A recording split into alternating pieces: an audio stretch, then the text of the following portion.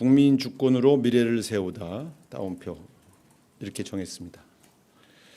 이재명 대통령은 지난 6월 4일 별도의 취임식 없이 취임 선서만 하고 추후 국민 임명식을 국민과 함께 치른다는 약속을 하였습니다. 국민 임명식은 8월 15일 저녁 8시 광화문 광장에서 광복절 80주년 행사와 함께 개최합니다. 이번 행사는 국가의 주인은 국민임을 천명하고 대통령으로서 주권자의 뜻을 받들어 대한민국을 선도국가로 발전시키겠다는 다짐을 하는 행사로 진행됩니다. 이 자리에는 특별히 8개의 카테고리로 분류되어서 의미 있는 국민들을 특별 초청합니다.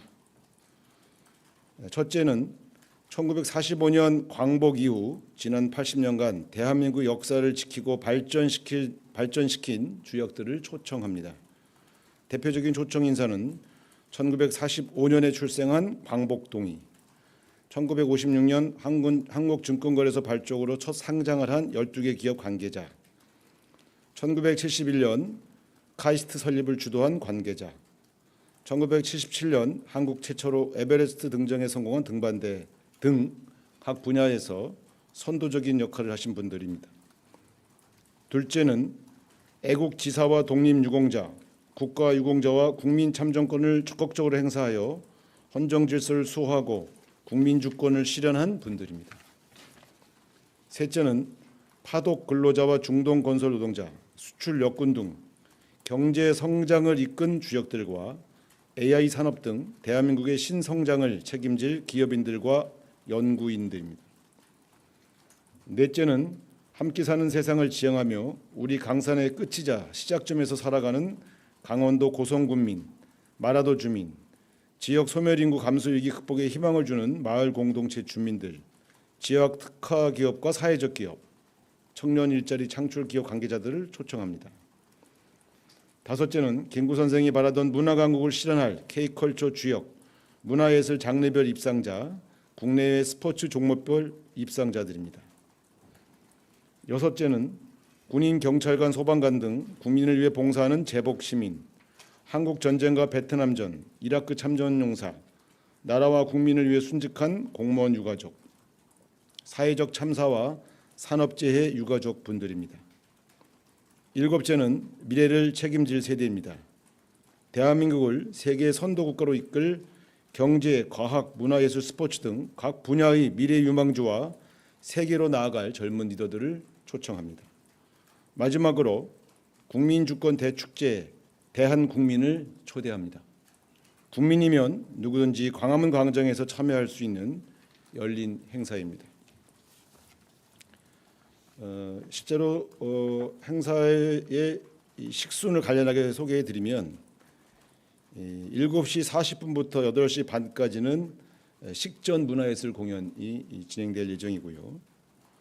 8시 반부터 9시까지 30분간 사실상의 국민 임명식을 이 시간 30분간 진행합니다. 여기서 대통령을 국민이 임명하는 그러한 임명장 낭독이 있을 예정으로 있습니다. 제목은 나의 대통령으로 임명한다입니다. 그리고 9시부터 9시 반까지는 역시 축하 공연으로 진행이 될 계획입니다.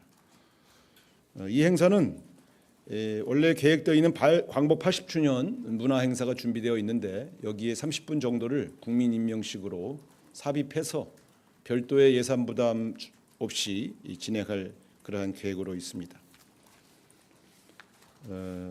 초청 인원은 약 10,000여 명으로 계획하고 있고요.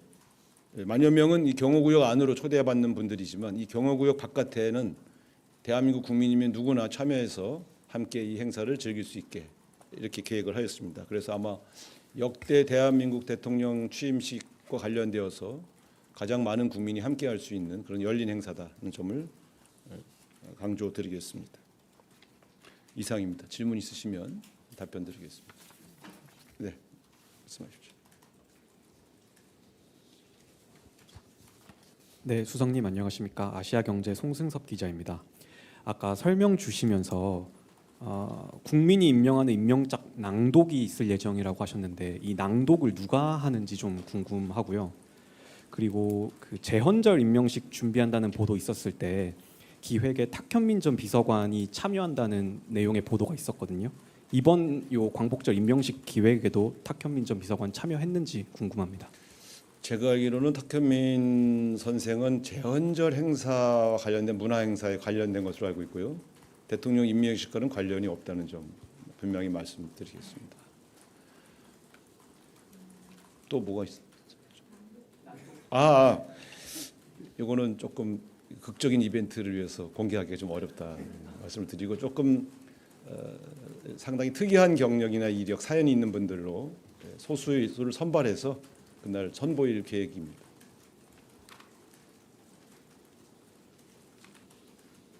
질문 또 있으십니까? 네.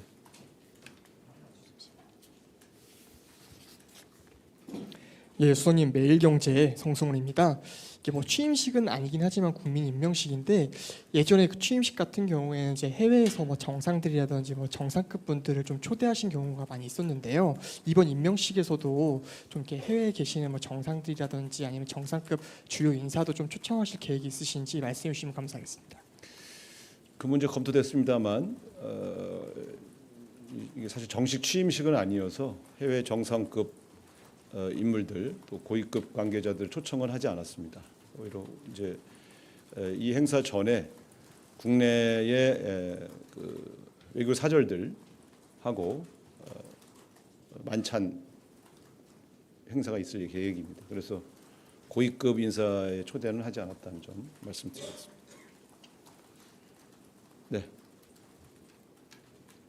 예, 국민일보 이동환입니다. 그 관세 협상 시한이 얼마 안 남았는데 농축산물 개방 가능성이 제기돼서 좀 농민들 반발이 있고 농해 수위 등에서도 관련해서 반대 의견을 냈는데요.